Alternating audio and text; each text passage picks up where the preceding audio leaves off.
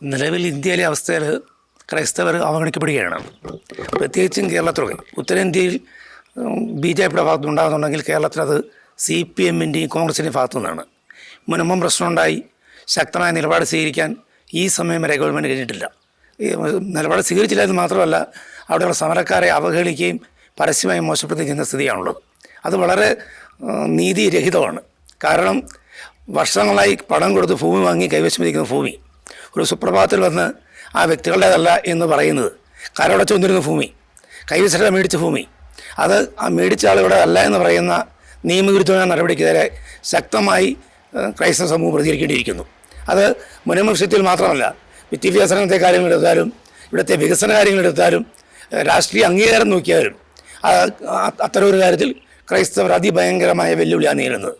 കേരളത്തിലെ CPM-ൻ്റെ അകത്തുള്ള കോൺഗ്രസ് നേതാക്കന്മാരെ ഭാരവാളിയെടുത്താൽ എത്ര ആളുകളെ കാണിക്കാൻ കഴിയും?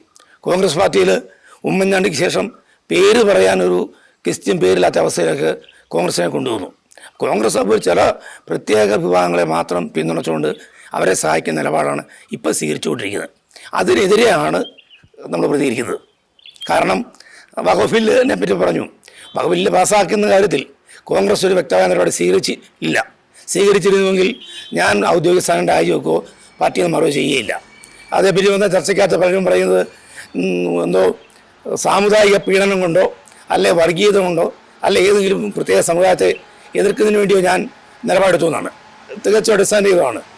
ഞാനൊരു വർഗീയവാദിയല്ല, വർഗീയ ചിന്താഗതിയില്ല. പക്ഷേ അറിയുന്ന കാര്യങ്ങൾ, ബോധ്യമുള്ള കാര്യങ്ങൾ പൊതുസമൂഹത്തിൽ പറയുകയും അതിനുള്ള നിലപാട് സ്വീകരിക്കുകയും വേണം.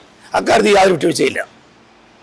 അപ്പോൾ ശരിക്കും പറഞ്ഞാൽ ഈ കഴിഞ്ഞ അങ്ങ് ഇടുക്കി ജില്ലയിലെ DCCയുടെ ജനറൽ സെക്രട്ടറി ആയിരുന്നു. സത്യം പറഞ്ഞാൽ ഒരു രാഷ്ട്രീയ ഉന്നത സ്ഥാനത്തിരിക്കുന്ന വ്യക്തിക്ക് ഇന്ന് നിലപാടുകൾ പ്രത്യേകിച്ചും വ്യക്തിപരമായ നിലപാടുകൾ സ്വീകരിക്കാൻ പറ്റാത്ത അവസ്ഥകൾ എന്ന് പറഞ്ഞാൽ സ്വതന്ത്രമായ ചിന്തകളോടുകൂടി നിലപാടുകൾ സ്വീകരിക്കാൻ പറ്റാത്ത അവസ്ഥയിൽ അങ്ങ് ഇങ്ങനെ ശക്തമായ രീതിയിൽ ഒരു നിലപാടെടുക്കാൻ കാരണം എന്താണ്? അതിനെ പ്രേരിപ്പിച്ച ഘടകം എന്താണ്? എനിക്ക് ഓർമ്മയില്ല. എൻ്റെ അറിവ് വെച്ച് 7-ാം ദിവസം 9-ാം ദിവസം മറ്റോ ഞാൻ ക്രിസ്ത്യാനിയാളാണ്. എന്നുകൊണ്ട് ക്രിസ്ത്യാനിയായിരുന്നു. പള്ളി മാമോദിസ മുക്കി. ഞാൻ 5ാം ക്ലാസ് പഠിക്കുമ്പോഴാണ് KSU കാരനായത്. അതിനുശേഷമാണ് കോൺഗ്രസ് രാഷ്ട്രീയമായി ബന്ധപ്പെട്ട് പല സ്ഥലങ്ങളിൽ കടന്നു വന്നു. അപ്പോൾ ആദ്യം എൻ്റെ ക്രിസ്ത്യാനിറ്റിയെ, എൻ്റെ മതവിശ്വാസത്തെ, എൻ്റെ ദൈവവിശ്വാസത്തെ അതിനെ ഹനിക്കുന്ന ഒരു നടപടിയോടും നമുക്ക് യോജിക്കാൻ കഴിയില്ല. അത് എന്തൊക്കെ സംഭവിച്ചാലും എന്തൊക്കെ പ്രതിബന്ധങ്ങളുണ്ടെങ്കിലും ആ നിലപാടിൽ നിന്ന് യാതൊരു കർഷകരും പിന്നോട്ട് പോകില്ല. അത് ഇക്കാര്യത്തിൽ എന്നോടൊപ്പം സഹകരിക്കാൻ നിരവധി ആളുകൾ ഞാൻ രാജിവെച്ചതിന് ശേഷം ഫോണിൽ കൂടെയും നേരിലും വന്നും സംസാരിക്കുന്നുണ്ട്. അവരുടെയൊക്കെ അഭിപ്രായം കൂടെ മാനിച്ചതിന് ശേഷം വേണം മുന്നോട്ടുള്ള പ്രവർത്തനം. അതായത് ഒരു കാര്യം കൂടെ, നമ്മൾ ശക്തമായൊരു ജനാധിപത്യ സംവിധാനമുള്ള രാഷ്ട്രമാണ് നമ്മുടെ ഭാരതം. ഇവിടെ നമുക്ക് നിലപാടുകൾ സ്വീകരിക്കുവാനും സ്വതന്ത്രമായി ചിന്തിക്കുവാനും പൂർണ്ണമായ അവകാശമുള്ളപ്പോൾ ശരിക്കും പറഞ്ഞാൽ നാളിതുവരെയും കഴിഞ്ഞ കാലങ്ങളെല്ലാം കോൺഗ്രസ് ജനാധിപത്യ വ്യവസ്ഥകളെ പൂർണ്ണമായി സംരക്ഷിക്കുന്നതിനും അതിൻ്റെ ആ മനോഹരമായ അവസ്ഥയെ എക്സ്പ്ലോർ ചെയ്യാനുമായിട്ട് കോൺഗ്രസ് പാർട്ടിക്ക് കഴിഞ്ഞിട്ടുണ്ട്. പക്ഷേ ഈ കാലങ്ങളിൽ കോൺഗ്രസ് പാർട്ടി എന്ന് മാത്രമല്ല മറ്റ് രാഷ്ട്രീയ പാർട്ടികളും സമ്മർദ്ദ തന്ത്രങ്ങൾക്ക് കീഴ്പ്പെട്ട് പ്രവർത്തിക്കുന്നു എന്നൊരു കാഴ്ചപ്പാട് പൊതുസമൂഹത്തിനുണ്ട്. ഈ കാഴ്ചപ്പാടിനോട് അങ്ങയുടെ പ്രതികരണം എന്താണ്?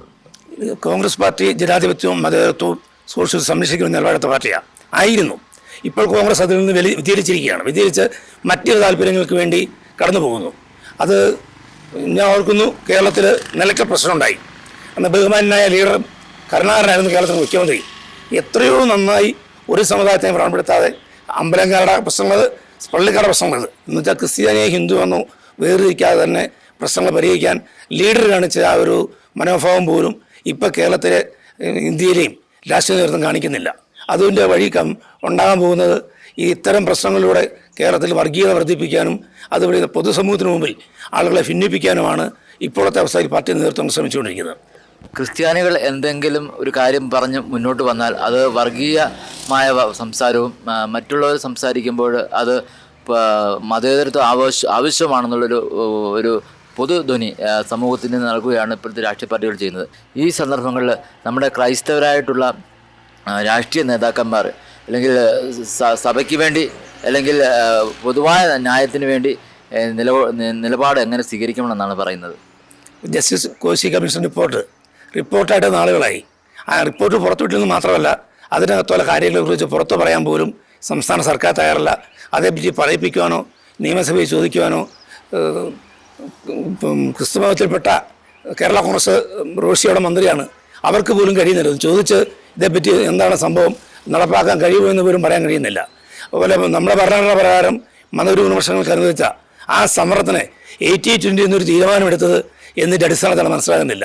കേരളത്തിലെ ക്രിസ്ത്യൻ കുട്ടികൾ വിദ്യാഭ്യാസം കഴിഞ്ഞ് അവർ വിദേശത്ത് പോയാൽ മാത്രമേ അവർക്ക് ജീവിക്കാൻ കഴിയൂ, ജോലി ലഭിക്കുന്നൊരവസ്ഥയും, അതേസമയം അല്ലാത്ത ന്യൂനപക്ഷങ്ങൾക്ക് ഇവിടെ സർക്കാർ സർവീസിൽ ഒരു 80-85% വരെ ജോലി ലഭിക്കുകയും ചെയ്യും. ഇക്കാര്യത്തിലൊക്കെ മാറി മാറി വരുന്ന ഗവൺമെൻറ് സ്വീകരിക്കുന്ന നിലപാട് ക്രിസ്ത്യൻ സമൂഹത്തോടുള്ള തികച്ചും വഞ്ചനയാണ്. വഖഫിൻ്റെ മുനമ്പം വിഷയത്തിലൊക്കെ കേരള സഭയിൽ നമ്മുടെ പ്രതിപക്ഷ നേതാവ് വി.ഡി. സതീശനൊക്കെ ശക്തമായി അവർക്ക് പിന്തുണ അവിടെ പന്തലിൽ ചെന്ന് കൊടുക്കുകയും അതോടൊപ്പം തന്നെ നിയമസഭയിൽ ശക്തമായ അതിനെതിരെ പ്രമേയം പാസ്സാക്കുകയും ചെയ്ത ഒരു വിരോധാഭാസങ്ങളൊക്കെ ഉണ്ടായി. ഈ സമയങ്ങളിൽ ഇങ്ങനെയുള്ള കോൺഗ്രസിൻ്റെ ഉന്നത സ്ഥാനത്തിരിക്കുന്ന അധികാരികളുടെ നിലപാടുകളെ വിമർശിക്കുന്ന മറ്റുള്ള നമ്മുടെ കോൺഗ്രസിൽ തന്നെ മറ്റുള്ള നേതാക്കന്മാരുണ്ടോ എന്ന് പറഞ്ഞാൽ ഈ വൈരുദ്ധ്യങ്ങളെ ചൂണ്ടിക്കാണിക്കാൻ ശ്രമിക്കുന്ന മറ്റുള്ള കോൺഗ്രസ് നേതാക്കന്മാരുണ്ടോ? അങ്ങയുടെ അനുഭവത്തിൽ അല്ലെങ്കിൽ അറിവിൽ എങ്ങനെയുണ്ട് അവരെ? ഞാൻ ഇടപെട്ടിടത്തോളം നിരവധി ആളുകളുണ്ട്. അവരൊക്കെ പരസ്യമായി പറയാൻ ചില സാഹചര്യങ്ങളുടെ സമ്മർദ്ദമുള്ളതുകൊണ്ട് പരസ്യമായി പറയാം. പക്ഷേ ഇനി കേരളത്തിൽ അങ്ങോളം ഇങ്ങോളം അത്തരം ആളുകൾ രംഗത്ത് വരും. അല്ലാത്ത ഒരു കാര്യം ഇപ്പോൾ സൂചിപ്പിച്ചല്ലോ, നമ്മൾ ഈ കേരള നിയമസഭ പ്രമേയം പാസ്സാക്കിയിട്ട് ആ പ്രമേയം എത്ര ദിവസങ്ങളായി, എന്നാൽ ആ പ്രമേയത്തിൻ്റെ അടിസ്ഥാനത്തിൽ പ്രമേയം നിയമമാണ്.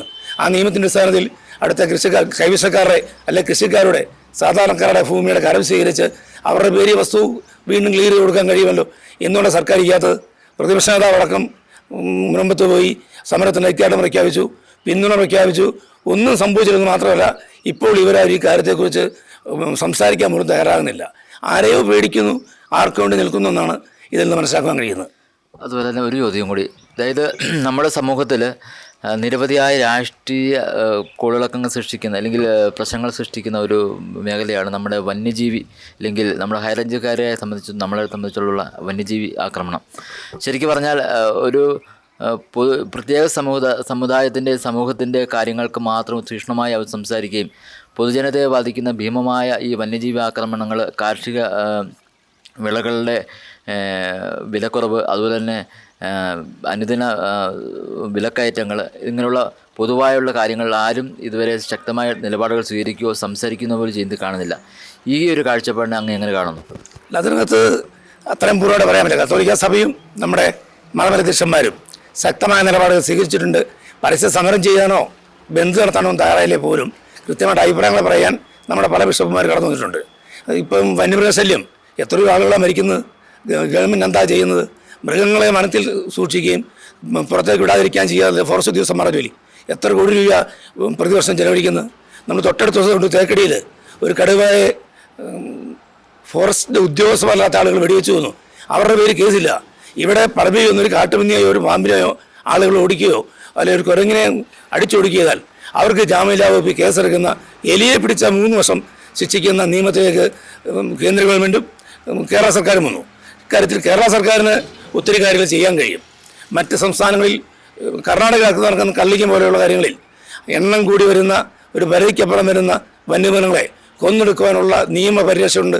അതുണ്ടാക്കാൻ എന്തുകൊണ്ടാണ് കേരളത്തിലെ ഗവൺമെൻറ് കഴിയാത്തതെന്ന് നമുക്കിപ്പോഴും മനസ്സിലാക്കുന്നില്ല. അവിടുന്ന് പഠിക്കുന്ന കാര്യം, മനസ്സിലാക്കുന്ന കാര്യം, കേരളത്തിലെ കാർഷിക മേഖലയിൽ വയനാട് മുതൽ ഇടുക്കി വരെ തിരുവനന്തപുരം വരെ പാറശാല വരെയുള്ള ഭാഗങ്ങളെടുത്താൽ കൃഷിക്കാരായിട്ടുള്ള കൂടുതൽ ആളുകളും കത്തോലിക്ക സഭയുമായി അല്ലെ ക്രിസ്ത്യൻ വിശ്വാസം നിൽക്കുന്ന ആളുകളാണ് കാർഷിക മേഖല നിൽക്കുന്നത്.